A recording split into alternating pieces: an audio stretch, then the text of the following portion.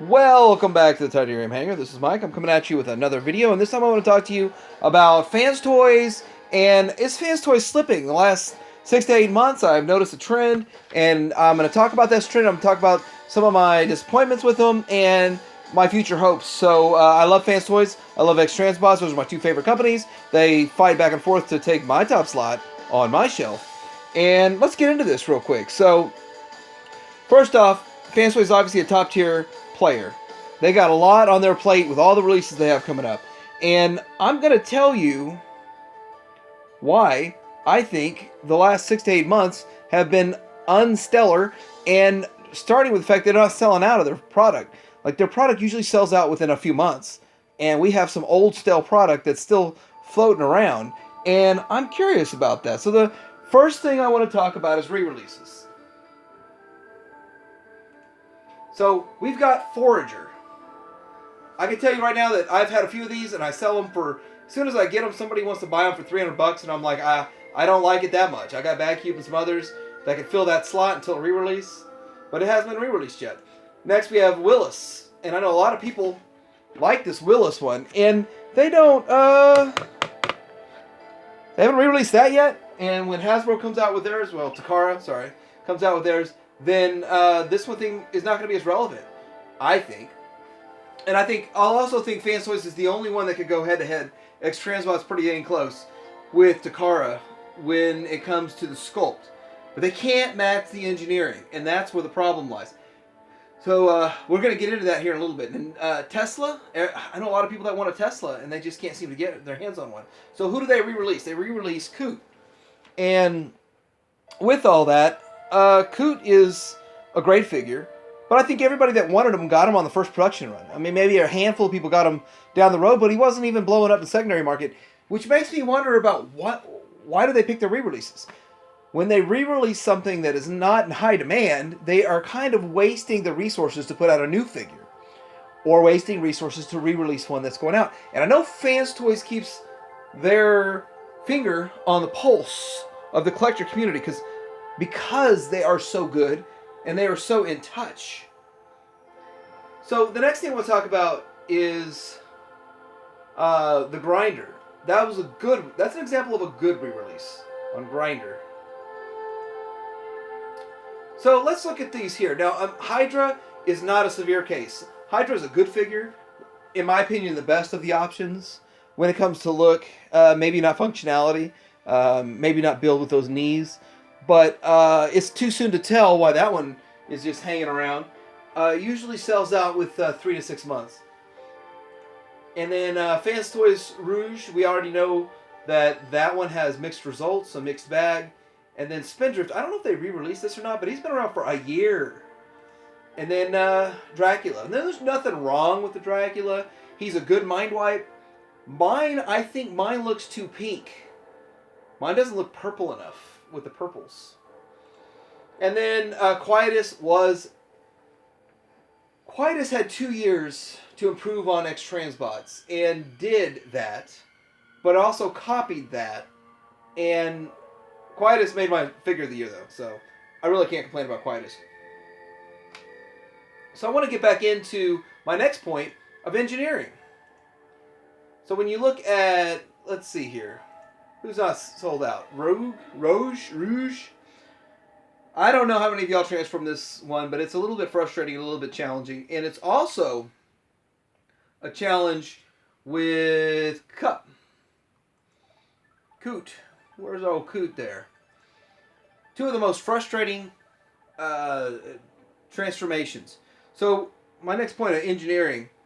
People don't buy Fanstoys products for engineering. Now, I did an estimate of 60% of collectors only put Fanstoys on a shelf and display it. So we're looking at build, paint, sculpt, presence, feel, and how solid it is. That is why people buy the Fanstoys and put it on their shelf. Very few flip them back and forth. My number of 60% of collectors that do not transform their Transformers, specifically the Fanstoys, maybe the Takara, because their transformations are intuitive and they're easy to flip back and forth, relatively, then that's kind of an issue. But moving into that, we're going to start talking about my next point. The long wait for releases. I know that when you look at the Masterpiece Transformers in general, there's a lot of times you feel like you're waiting a long time for a release. Hot Rod was almost 3 years. We're looking at this one. If this does not come out in 2019, as I like to say, then you're looking at another Hot Rod situation. And I think that that's a bit excessive. 3 years for a release is quite excessive. And my problem with that is that they've got so much on their plate. How can they guarantee what's coming out next? And if you look at these low numbers, I mean, look how low the number was. FT14 or FT17, something like that, was what Hot Rod was. So the long wait is also killing us. And I think that hurts them because I don't think they improved anything on Hot Rod. Hot Rod was a 3-year-old's 2016 model ready to go in 2016. They did not improve anything. They just waited to release it, and that's going to be down the road kind of on my next point. But let's see what else they're going to make us wait for. They're making us wait for this Outrider. Now, I have the X-Transbots version, and it's going to be hard for me to beat my X-Transbot to make me want to buy another one in place of it. I may just to check it out. But I'm not that excited about that one. So that gets into my next point of timing. And why are they making us wait so long? And I think the timing piece, and I think that's what the reason that Takara was coming out with their Hot Rod is why they made us wait on Hot Rod. But the timing piece, and you have to understand the massive amount of money that it takes to release one of these things in the hundreds of thousands that they have to front, or however many thousands they've got to front to produce all of these. And if it doesn't go over well and they don't secure the pre-orders, and that may be another thing. So there's a whole lot of factors we don't know, and I am not privy to this information. But maybe they couldn't get the third-party distributors on board. But I really think third-party distributors are on board with anything Fanstoys put out because of the reputation, and they're so awesome. But they've been slipping lately. So lastly, I want to say with the timing piece, the future is bright.